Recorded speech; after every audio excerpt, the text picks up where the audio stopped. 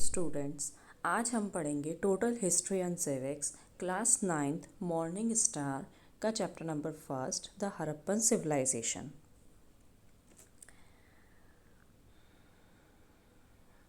तो बेटा first heading है हमारी bronze age civilizations. From using stone tools, man gradually came to know the use of metals. Metals were more durable than stone and could be used for making a variety of tools, implements and weapons. क्या बोल रहे हैं यहाँ पे कि ये बिल्कुल starting आ गया था इस एज में। ओके सबसे पहले जो मैन था वो स्टोन के टूल्स यूज़ करता था, फिर धीरे धीरे क्या हुआ, उसे मेटल मिला, उसे मेटल को यूज़ करना आया और उसने क्या पाया कि मेटल जो है वो स्टोन के कंपैरिजन में ज़्यादा बेटर है, ज़्यादा ड्यूरेबल है। ओके और इसकी मदद से उसने वैरायटी ऑफ टूल्स बनाए, ठीक है, वेपन्स बनाए। The first metal to be discovered was copper. अब सबसे पहला, ऐसा तो है नहीं एक साथ सारे मेटल्स मिल गए, सबसे पहला मेटल उनको कौन सा मिला, कॉपर मिला। For a long time, stone implements continued to be used along with copper. This period, when man used both stone and copper tools, is known as Chalcolithic period. अब देखो बेटा, कोई भी नई चीज़ जब आती है तो हम ऐसा तो करते ही नहीं कि हम पूरी तरीके से उसी पर डिपेंड हो जाते हैं, ठीक है। हम इतना बड़ा रिस्क, ये लोग कोई भी इतना बड़ा रिस्क तो लेगा नहीं। तो क्या हुआ, काफ़ी टाइम तक स्टोन टूल के साथ साथ वो कॉपर टूल भी यूज़ करते रहे। भले ही वो बहुत अच्छे थे, बट हम किसी भी नई चीज़ पे एकदम से रिलाय नहीं कर सकते हैं। तो वो एज जिसमें उन्होंने स्टोन और कॉपर दोनों साथ में यूज़ करा, उसे कौन सा पीरियड बोलते हैं, चाल्कोलिथिक पीरियड बोला जाता है। Later on, man learned the art of mixing copper with tin or zinc to produce the alloy called bronze. अब देखो ये मतलब ये कितनी पुरानी बात हो रही है, उस टाइम पर उन्होंने मतलब एलॉय तभी डिस्कवर हो गया था। तो मतलब वो लोग भी काफ़ी दिमाग वाले थे। तो मैन ने क्या करा था, कॉपर को जो दूसरे फिर उसको मेटल्स मिलते गए, टिन मिला, जिंक मिला, उनके साथ में उसको मिक्स करा और उनको एक नई चीज़ मिली। वो क्या थी, ब्रॉन्ज थी। अब उन्होंने क्या देखा कि यार ब्रॉन्ज जो ये बनाए तो और ज़्यादा हार्डर है और ज़्यादा क्या है, डक्टाइल है। Okay as compare to copper. क्या लिखा है आगे, bronze is harder and more ductile than copper and is therefore more suitable for the manufacture of tools and weapons. उन्होंने क्या बोला कि उन्होंने सोचा यार ये तो बहुत बढ़िया हो गया, ठीक है, हमें और ज़्यादा हार्डर चीज़ मिल गई। तो अब हम किसी भी काम से जाएंगे, हम हंटिंग वगैरह के लिए जाएंगे या कुछ भी काम से जाएंगे तो हम फेल नहीं होंगे। तो इसीलिए उसने क्या करा, फिर ब्रॉन्ज का यूज़ करना स्टार्ट कर दिया। Because of the importance of bronze in the growth of first civilisation, और इस मेटल के कारण ही फर्स्ट सिविलाइजेशन काफ़ी अच्छी मतलब डेवलप हुई, काफ़ी अच्छे उसने ग्रोथ करी। तो इसीलिए इस सिविलाइजेशन को हम ब्रॉन्ज एज सिविलाइजेशन के नाम से भी बोलते हैं।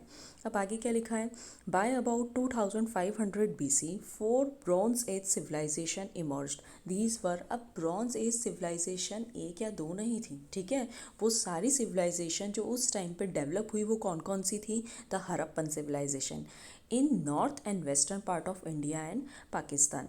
ओके नेक्स्ट है the Mesopotamian civilisation on the banks of river Europe, क्या है ये, Euphrates and Tigris in modern Iraq. The Chinese civilisation in the valley of Huang He and Yangtze river and the Egyptian civilisation on the bank of Nile river in Egypt. तो आप इनके चारों के नाम याद कर लेना।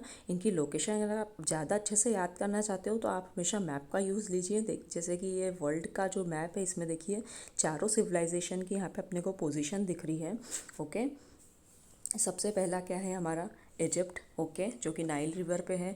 उसके बाद में हमारा मेसोपोटेमियन है, फिर क्या है हमारा Harappan civilisation and after that यहाँ पे चाइना में है हुआंगहू वैली। ओके तो इस प्रकार से अगर आप मैप में देखकर लोकेशन देख के याद करेंगे तो आपको ज़्यादा अच्छे से याद भी हो जाएगा। अब आगे हम बढ़ते हैं, the Harappan civilisation.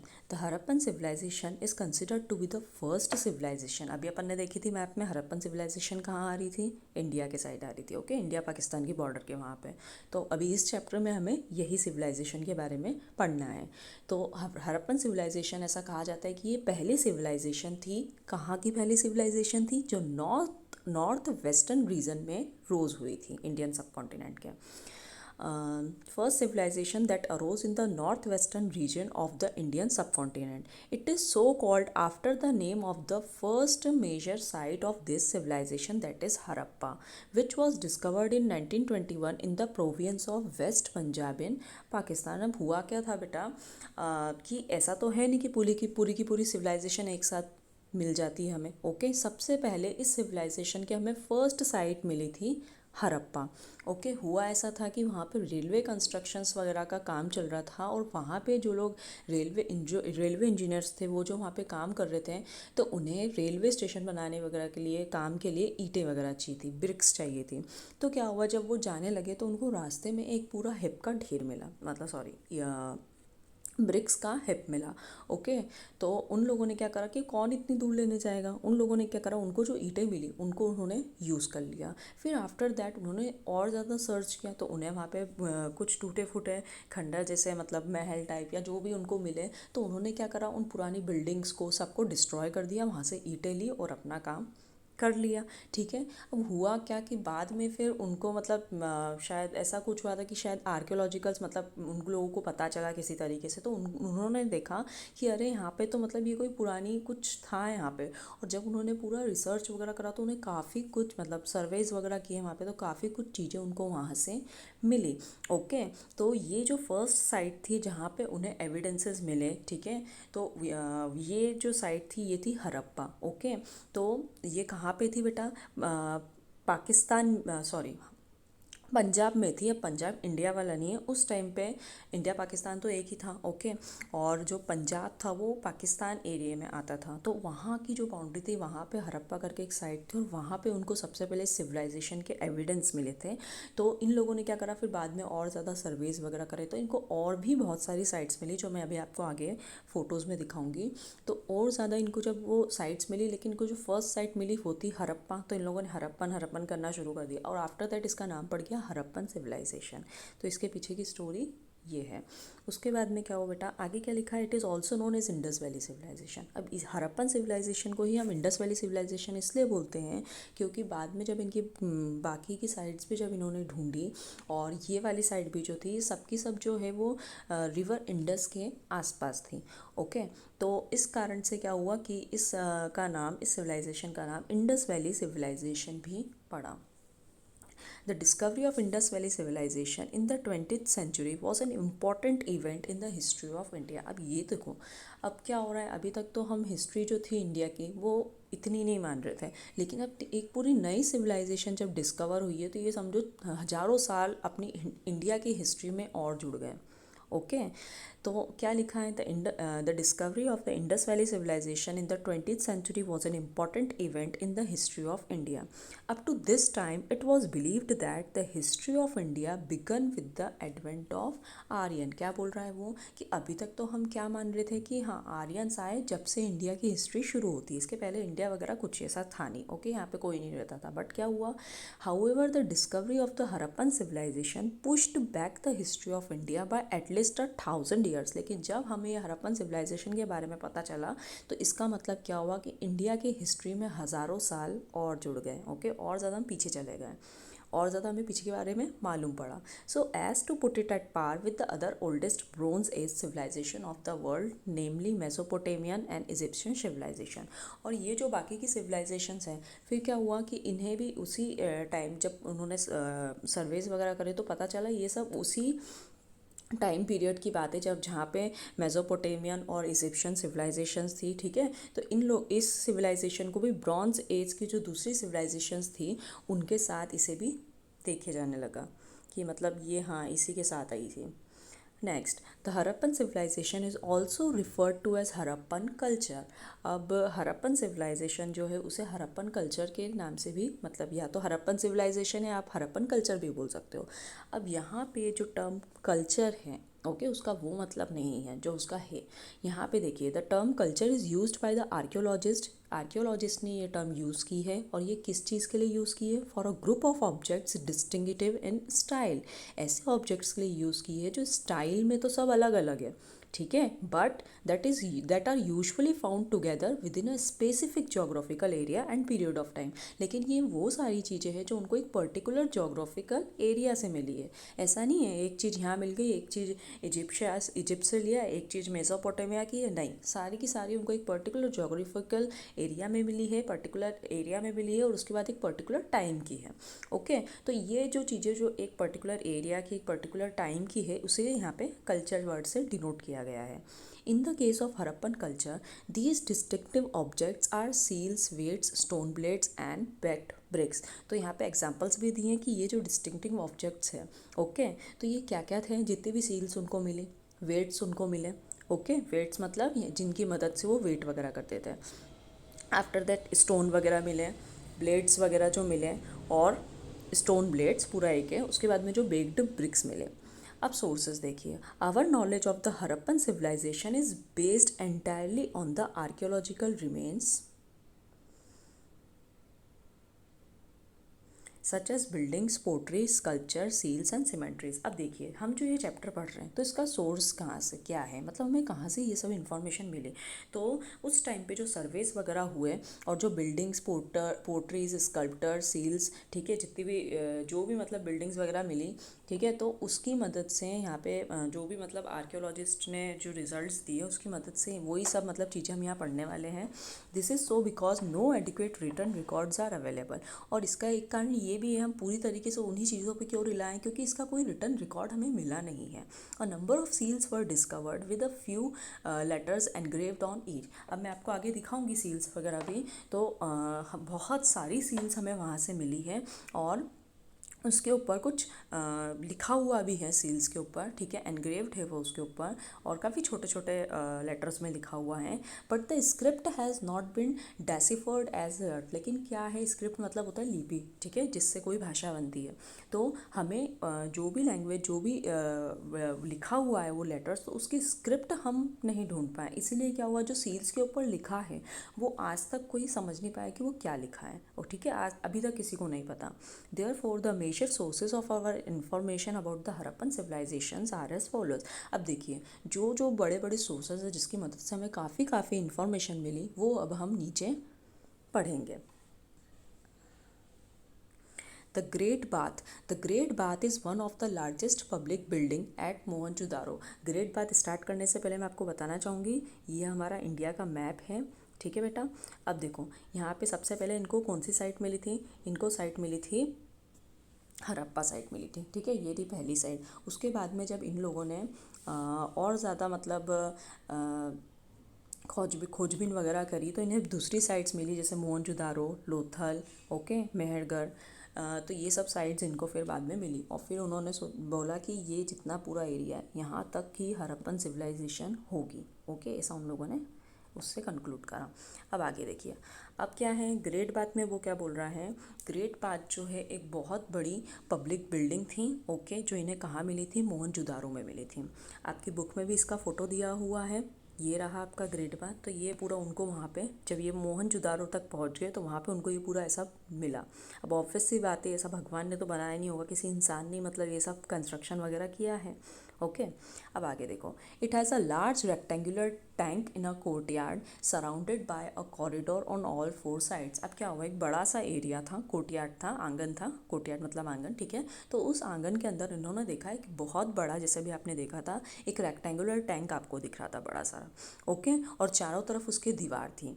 These are two, there are two flights of steps, one in the north and the other in the south। अब देखो यहाँ पे आपको टू स्टेप्स दिख रही है, एक जो है वो इस तरफ है, ये रही, और एक इसी के जस्ट अपोजिट है, ठीक है। तो इस प्रकार से दो जो है स्टेयर्स वहाँ पे थी। It has a large rectangular tank in the court, हाँ यहाँ पे थे अपन। There are two flights of steps, one in the north end the other in the south, leading into the tank to make the pull watertight burnt bricks and mortar lined with bitumen and gypsum were used for construction। अब बेटा देखो, दोनों तरफ से उतरने का रास्ता तो यही था टैंक में, साथ ही साथ में उसे वाटर टाइट भी बनाया गया था कि अगर उसमें पानी भरा जाए तो मतलब उसमें से लीक ना हो। क्यों, ऐसा कैसे पता चले हमें कि वो वाटर के लिए यूज़ करते थे? क्योंकि देखो उसके अंदर पूरी मतलब ब्रिक्स वगैरह अच्छे से लगाई गई थी। उसके बाद उसके ऊपर पूरी उसकी सरफेस पे जो है वो मोर्टार, जैसे हम जो रोड्स वगैरह यूज़ कर बनाने के लिए यूज़ करते हैं नेचुरल सब्सटेंसेस जो पेट्रोल से बनती है, इसे कोलटार बोलते हैं, ठीक है, डामर भी बोल सकते हो आप, ठीक है। तो वो इस प्रकार से जिम्सेम और बिटूमेन वो सब उन्होंने लगा के उस कंस्ट्रक्शन को वाटर प्रूफ बनाया था कि मतलब उसमें से वाटर ना निकल पाए। Okay, the water for the bath was provided by a well in an adjacent room. उसके बाद में क्या हुआ बेटा, ये जो एरिया मैंने अभी आपको दिखाया था इसके पास में उनको वेल्स भी देखने को मिले, ठीक है। तो मतलब वहाँ उन वेल्स से उसमें पानी आता होगा। Okay, surrounding the bath were porticoes and set of rooms and a staircase which lead to an upper storey. अब देखो बेटा, वहाँ पे वो जो ग्रेट बाथ बना हुआ था रेक्टेंगुलर, जो भी अपना वो था स्ट्रक्चर, उसके आसपास उन्होंने देखा कि काफ़ी सारे रूम्स भी बने हुए हैं। ओके, उसके बाद में क्या बेटा, some scholars believe that these rooms were provided for the members of some kind of priesthood whereas other think that the room were provided for changing clothes. अब देखो हमें कोई बताने तो आया नहीं, ठीक है, सब लोगों ने स्टडी किया तो कुछ जो स्कॉलर्स थे उनका ऐसा मानना है कि ये रूम जो हैं, जो प्रिस्ट क्लास के लोग मतलब जो अच्छे रूलर्स वगैरह रहते हैं, जो ऊंची कास्ट के लोग रहते हैं, वो या ये उनको दिए जाते होंगे। वहीं दूसरों को क्या लगा, दूसरे स्कॉलर्स ने क्या सोचा कि ये वाटर इसके स्विमिंग पूल के पास में है, उस टाइम का स्विमिंग पूल, ठीक है, तो उसके पास में तो ये रूम्स जरूर चेंजिंग वगैरह के लिए यूज़ किए जाते होंगे। Okay, this structure with several distinctive features has lead scholars to suggest that. अब देखो इतना बड़ा जो ये स्ट्रक्चर मिला है उससे उन्होंने सिर्फ इतनी सी बात कंक्लूड नहीं की। ओके, उनने ये देखा कि ये हो सकता है कि ये जितना बड़ा ये जो पूरा है, हो सकता है यहाँ पे कुछ रिलीजियस बात वगैरह होती हो। ओके, रिलीजियस बात मतलब जैसे अपन कुंभ वगैरह में नहाने जाते हैं, ठीक है, नदी की डुबकी लगाना हमारे इसमें पवित्र माना जाता है। तो ऐसा कुछ स्पेशल कुछ होता होगा जिस पे लोग क्या करते होंगे, इसमें डुबकी लगाते होंगे और फिर वहाँ से उसके मतलब नहाने के बाद उसमें से पानी भी रिमूव किया जा सकता था, तो उस पानी को रिमूव कर देते होंगे। अब देखिए क्या क्या कंक्लूड किया उन्होंने। The great bath is an important source of information that throws light on the life of people and culture of the Harappan civilisation. जो ग्रेट बाथ था उसे हमें उसकी मदद से अभी हम पढ़ेंगे कि हमें कैसे उन लोगों की लाइफ के बारे में पता चला और कल्चर के बारे में पता चला। The construction of the great bath indicates that the art of building had reached a high degree of perfection at that time. अगर आप ध्यान से देख रहे हो तो देखो उस टाइम पे भी ईंटें वगैरह इन लोगों ने बना ली थी, वो भी बेक्ड, जो हम अब यूज़ कर रहे हैं वो उस टाइम पे ही डिस्कवर हो गई थी। ओके, उसके बाद में इतना सारा इन लोगों ने कंस्ट्रक्शन कर लिया, तो मतलब कंस्ट्रक्शन के पॉइंट ऑफ व्यू से जो भी इनका था वो मतलब काफ़ी एडवांस पहुंच गए थे, परफेक्शन तक पहुंच गए थे। सेकंड क्या है, the massive structure points out that there might have existed a ruling class that could mobilise labour, collect taxes and building such as huge structure for public. उस टाइम पे जो उनको बड़े बड़े स्ट्रक्चर्स मिले उसकी मदद से उन्होंने ये कंक्लूड करा कि उस टाइम पे भी कोई ना कोई रूलिंग क्लास तो होगी जो लेबर्स को ऑर्डर दे रही हो, जो टैक्सेस कलेक्ट कर रही हो, जो ऐसे बड़े बड़े बिल्डिंग्स वगैरह बना ली हो, पब्लिक बिल्डिंग्स। ओके, तो मतलब पता चला कि उस टाइम पे भी कुछ रूलिंग वगैरह का कुछ तो कोई तो था जो रूल करता था। Now the design of the great bath portrays the efficient planning in the structural features relating to water supply and sewage disposal. अब बेटा देखो इतनी बड़ी किसी ने कोई चीज़ बनाई है, अगर आप आज गांव में भी जाओगे तो वहाँ पे लोग कुछ तो भी घर बना लेते हैं, एक घर कहाँ मिलेगा, एक घर कहाँ मिलेगा।